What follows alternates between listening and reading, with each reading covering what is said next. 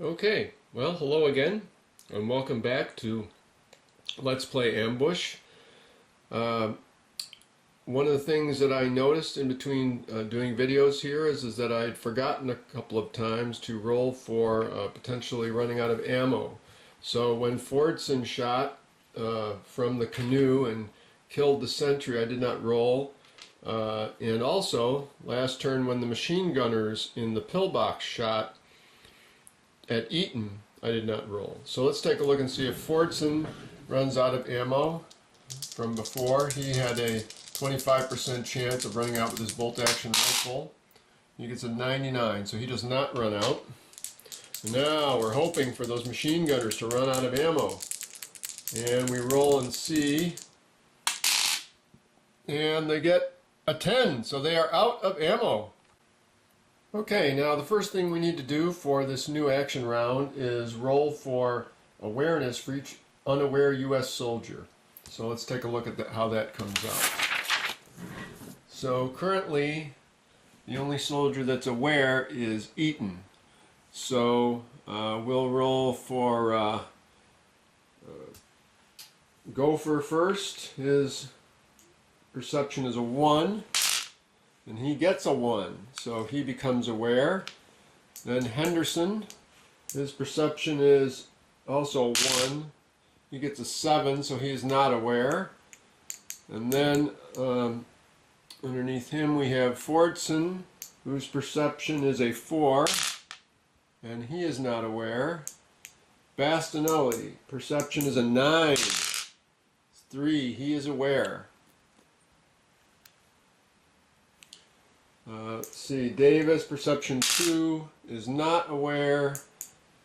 Chang, perception 6, he is aware.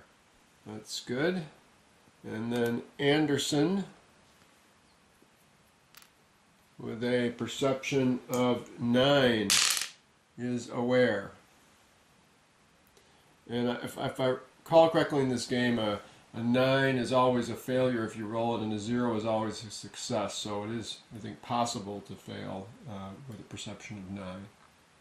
So now that we've done that, we need to roll for a random event. As I mentioned, these can occur during operations when you move into certain hexes, but also, of course, now they can happen because we are in rounds, and we roll for an event each round. So we will roll and total up the 2 dice. And we get a 15, and then we look on our chart here, and we move the 15 to the RE. So actually we move the RE to the 15.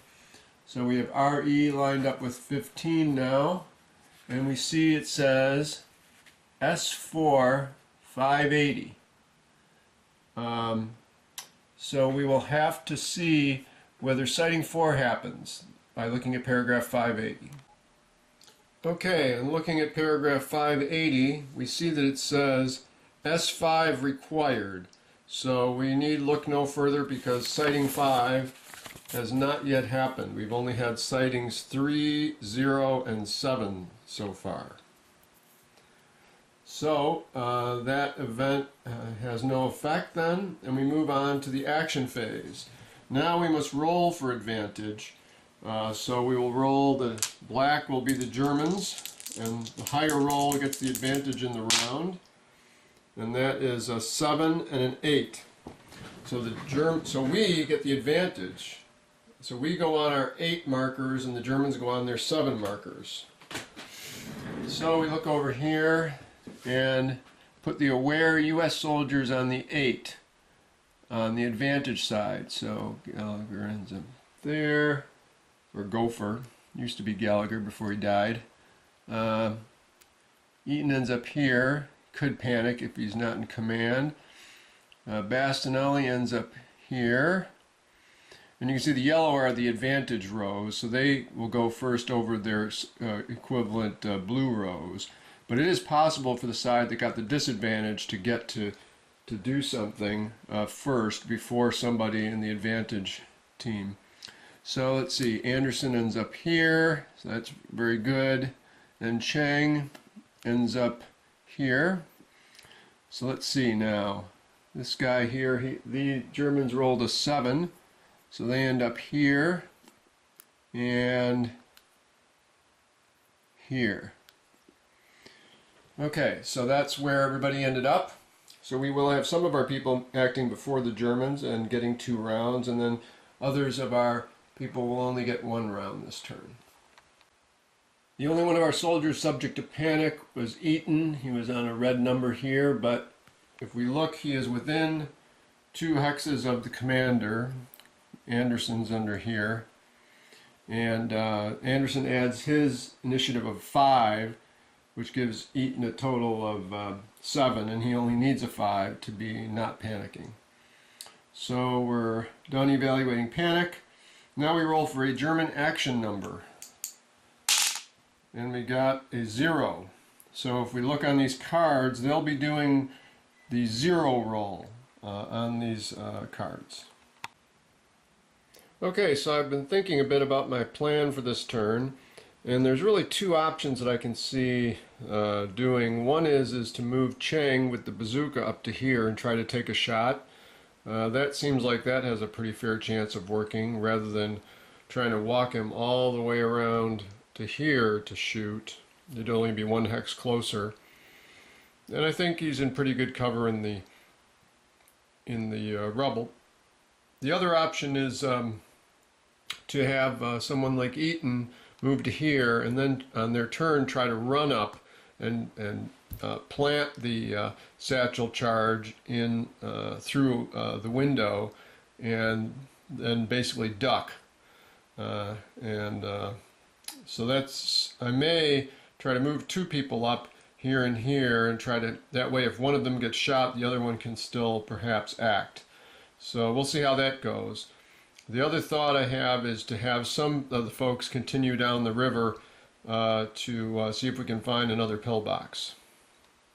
So at this point, what I'm going to do is have Eaton take his turn by preparing a satchel charge. So he moves to here, and Anderson is going to give one of his turns to Chang, who is within his 2-space command radius. So Chang now gets to take 2 turns. And for his turn, Chang will prepare the bazooka. So now we have both of them ready to go with their weapons. So to indicate that they have their weapons prepared, I'm going to put some markers underneath them. So we'll put this satchel charge marker underneath Eaton. And we'll put the bazooka marker underneath Chang. Okay, so now it's the German's turn to act. And N will be acting first because he has the lower letter number. So, and also it turns out he has the higher initiative. So let's see what he does. We look here, and it says on a condition of, at condition 3 or 4, and we are at condition 3. It says with the German activation number of 0 or 1, he will do paragraph 959. So we need to look and see what he will do. And by the way, you'll notice that they have different columns for different condition numbers. And the S column is used if that's a special self-preservation, which is used when a American soldier is adjacent to their hex. So the game's pretty slick that way about being smart enough to have people act differently depending on the situation. So similarly, in this case, they're only dealing with condition 3 and 4 because they don't come on the map until it's condition 3. But somebody with some things that they might do on a lower condition number might mean, for example, a sentry is patrolling, but the condition number is low enough that he's not really alert, so he's not taking the kind of actions he would as if he was alerted. So anyways, we take a look at 959, and it says, if an active target within 3 hexes, crouch and conduct best fire with Luger. Fall prone after fire, if free stance change available. Otherwise, see 815. So in this situation, there is no active target within 3 hexes, so he's going to go to 815. And 815 says, crouch, fire machine gun or assist firing machine gun. Conduct best fire at any active target within 3 hexes. Otherwise, conduct aim fire at easiest target. Fall prone after fire if free stance change available. If MG out of ammo, fire second weapon. So he would be firing his second weapon, except there's no target he can see. His second weapon for him is a pistol. The other guy's second weapon, unfortunately, is a machine pistol. They're also carrying grenades. They will throw those if specified by one of the action paragraphs. So basically he does nothing for his turn. And then we move, and then he'll get another round. And then X is the next one to act. So it says here with a 0 German activation number and condition 3, he does number 770. So 770 says, if there is a target within 3 hexes, stand and throw grenade into closest hex containing the greatest number of active U.S. soldiers that is within 3 hexes of the bunker. If 2 or more hexes have the same number of U.S. soldiers, determine target at random. If no target available within 3 hexes or no grenade available, stand and fire personal weapon at closest target. So he's going to stand up, whereas the other German was going to crouch and then fall prone if he had a free stance change available, which he didn't. So N ends up in a crouch, and X ends up standing. And you'll notice I put the unloaded machine gun nearby to remind me that their machine gun is currently out of ammo. So, X has finished his first action, and now I have quite a number of people who can act. So let's see what we're going to do. Well, it seems to me that having Eaton step into the rubble at this point is just courting disaster. So I don't think I want him to do anything yet. I think I would like to move Cheng up to get him in a position to cross over the river. He can use the beach canoes to do that. Actually, the bridge is right there as far as that goes too. So we'll move him to hex N10, and we need to check if anything happens there. I can't remember if we've moved into that hex at this condition level or not before. That's the S3, see the sentry sighting, so no problem there. And that took his entire move to move 1 hex. So I'll mark Cheng as having completed all of his actions for the round. Unless, of course, well, Anderson can't give him a 3rd turn. So coming back over here, now the question is what shall we do? Shall we, let's see, Bastinelli, I recall, is activated and he can move, and so can Gopher. So the 2 of them will move up to here, and we know there's nothing new that's going to happen there. So we've moved their counters, and unfortunately Henderson, Henderson's not able to move, but he's still within 2 hexes of Bastinelli, so we're okay there. Now we need to decide to do what to do with these characters here. So let me give that a little thought. Okay, well, what I've decided to do with Eaton is have him go search the body of the dead German because unfortunately with the need to carry the bazooka and other gear, I don't have any real ammo to spare. And if I search him, I may be able to, I can acquire the equipment that he was carrying, which is a bolt-action rifle, which comes with a clip of ammo in it, and 2 grenades. So I'm going to move, let's see, I'm going to stay crouched, I think. So I'll move crouched to L11. And let's make sure nothing bad happens there. Hopefully it doesn't. Okay, L11.